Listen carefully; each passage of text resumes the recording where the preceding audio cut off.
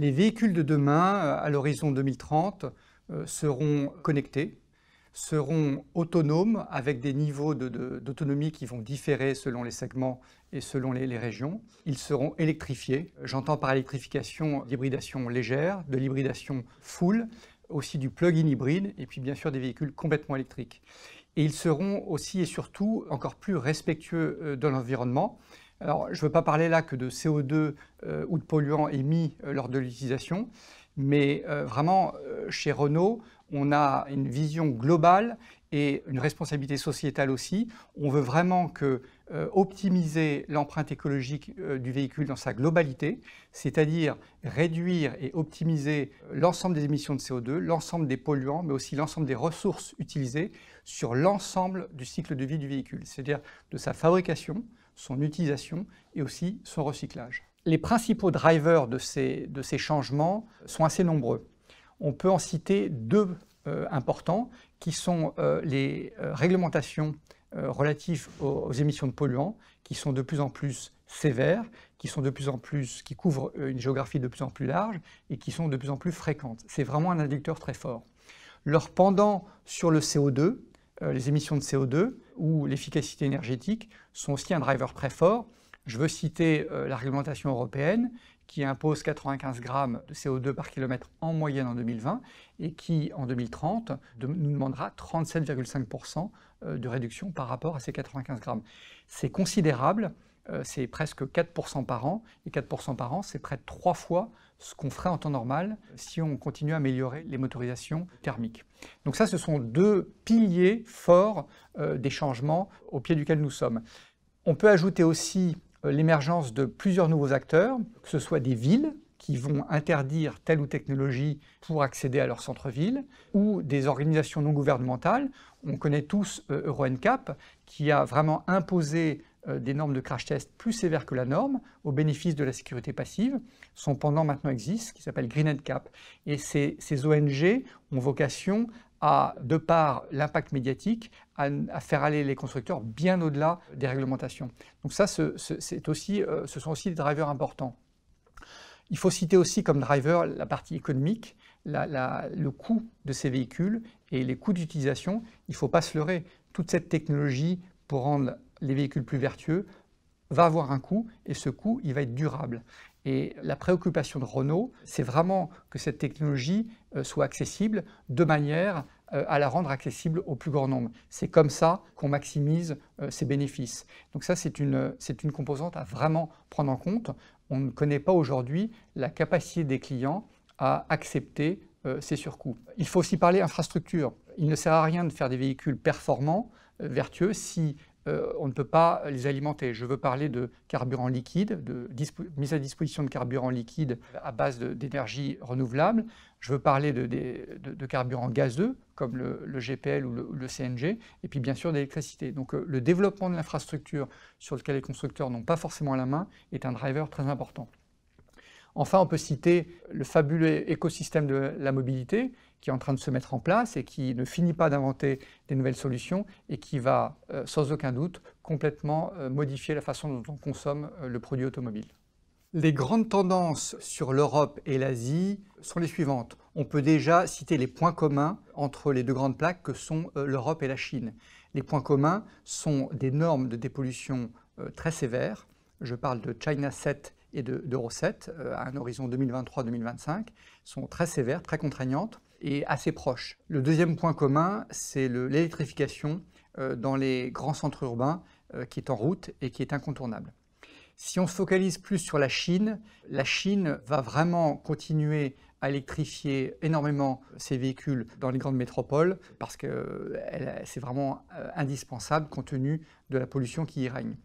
On peut aussi citer comme particularité l'amour des Chinois pour l'autonomie, pour les véhicules autonomes. C'est vraiment un trait caractéristique qui va influencer le développement de cette technologie. L'Inde est un grand pays aux multiples facettes qui souffre de problèmes d'infrastructure, donc elle a des grandes ambitions, parfois un peu de mal à les déployer. Et aussi, on peut dire que le prix moyen des véhicules en Inde est assez bas, ce qui est assez incompatible avec l'électrification, qui est une technologie qui reste onéreuse. Donc ça va être un frein au développement de l'électrification en Inde.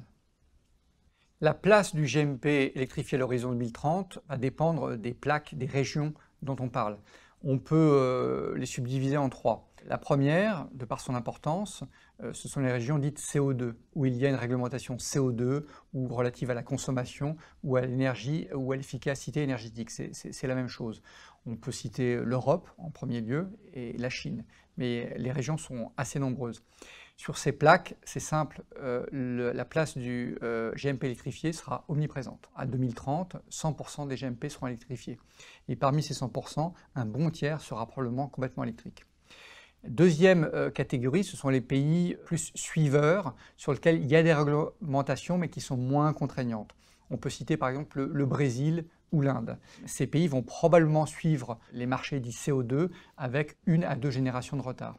Enfin, on peut citer le reste du monde, le Maghreb, la Russie, dans lequel l'électrification n'est pas prête de s'installer pour toutes les raisons qu'on peut imaginer. Alors, lorsqu'on parle d'électrification, on peut distinguer deux axes. Un axe quantitatif et un axe architecture-système. Sur l'axe quantitatif, on peut subdiviser l'électrification en 4 niveaux. Le premier niveau, c'est ce qu'on appelle l'hybridation légère ou mild. Il s'agit d'un gros alternateur schématiquement avec une deuxième batterie de 12 ou 48 volts qui permettent quelques gains quelques pourcentages de gains de CO2. Ça va se développer. Malgré les gains relativement contenus, c'est quelque chose de facile à implémenter. Donc ça dépend des stratégies des constructeurs, mais c'est quelque chose qui va se développer. En deuxième niveau, c'est ce qu'on appelle le full hybride. Le full hybride a une architecture spécifique, on va y revenir, et avec des puissances électriques plus importantes. Le full hybride, c'est ce qui permet d'extraire la quintessence maximum d'un moteur thermique, c'est-à-dire de réduire ses émissions de CO2 ou sa consommation au maximum. On parle de 20%. Le full hybride est incontournable et il fait partie de la stratégie de Renault. Le troisième niveau d'électrification, c'est ce qu'on appelle le plug-in hybride. Schématiquement, vous prenez ce full hybride et vous lui ajoutez une plus grosse batterie, ce qui lui permet d'accomplir plusieurs dizaines de kilomètres complètement en électrique et donc aussi de se mouvoir en thermique. Donc cette architecture, elle a l'avantage de prendre le meilleur des deux mondes, pas de limitation d'autonomie, du ZEV, du zéro émission en ville, mais elle a l'inconvénient d'être chère puisqu'elle cumule 2 chaînes de traction électrique. Elle fait partie aussi de la stratégie chez Renault, on la voit se développer. Enfin, le quatrième niveau, c'est le véhicule complètement électrique, et celui-là, on le sait, il est incontournable. Si maintenant on parle de l'axe architecture-système, relatif aux hybrides, on peut distinguer 3 principales architectures. La première, c'est une architecture série, dans laquelle, comme son nom l'indique, un moteur thermique va entraîner une génératrice qui va entraîner un moteur électrique. C'est une architecture qui met en avant vraiment la sensation de véhicule électrique, simplement, qui est alimenté avec de l'essence. Mais la sensation de conduite, ce qu'on appelle dans notre jargon l'EVness, est réellement présente. C'est ce que Nissan développe. La deuxième famille possible, la deuxième architecture, ce sont les architectures parallèles. Comme son nom l'indique, un moteur thermique et un moteur électrique travaillent de concert. C'est une architecture qui est excellente pour les performances, et donc bien sûr, qui les développent les Allemands. La majorité des Allemands utilisent ce type d'architecture. La troisième architecture, dite série parallèle, elle cumule ces deux architectures et elle a le principal intérêt de pouvoir optimiser le CO2 et qui, à notre sens, est la vocation d'un véhicule hybride. Donc c'est cette architecture que Renault a choisie pour développer sa nouvelle gamme E-Tech qui a été lancée au Salon de Genève.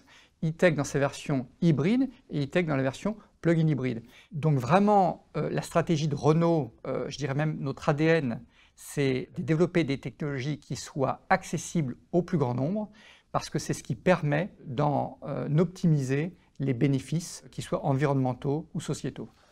L'état de maturité des technologies est une question pour laquelle on peut apporter de multiples réponses. En tant qu'ingénieur, j'ai tendance à dire, peu importe l'état de maturité, le développement est un processus continu, sans fin, et dans lequel on ne cesse d'améliorer les produits qu'on développe.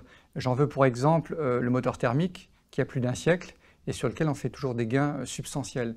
Donc, concernant l'électrification, on fait plein de progrès et on va continuer à en faire pendant de longues années. Je cite Zoé, Néo, on vient de sortir la 3e opus de Zoé. Ça fait 7 ans qu'on commercialise ce véhicule, donc il a une certaine maturité et pourtant on vient de de lancer un véhicule qui offre 25% d'autonomie en plus par rapport à son remplaçant. On a déjà dans les cartons la 4e génération qui va aussi apporter des gains substantiels. Donc c'est un processus sans fin, c'est ce qui fait son intérêt. Je dirais en plus, avec tout l'écosystème relatif à la mobilité qui se met en place, ça ouvre le champ des possibles. Le mode de collaboration avec les startups aussi ouvre le champ des possibles. Donc je dirais le gisement du potentiel qui est devant nous est considérable. Et donc technologie mature ou pas mature, le potentiel de développement est considérable. La maturité du marché n'est pas acquise. Il va sans arrêt devoir, mais c'est plutôt bénéfique, digérer tout cet afflux de nouvelles technologies et donc va sans arrêt être en mutation. Donc moi je vois ça comme un processus sans fin et bienfaiteur.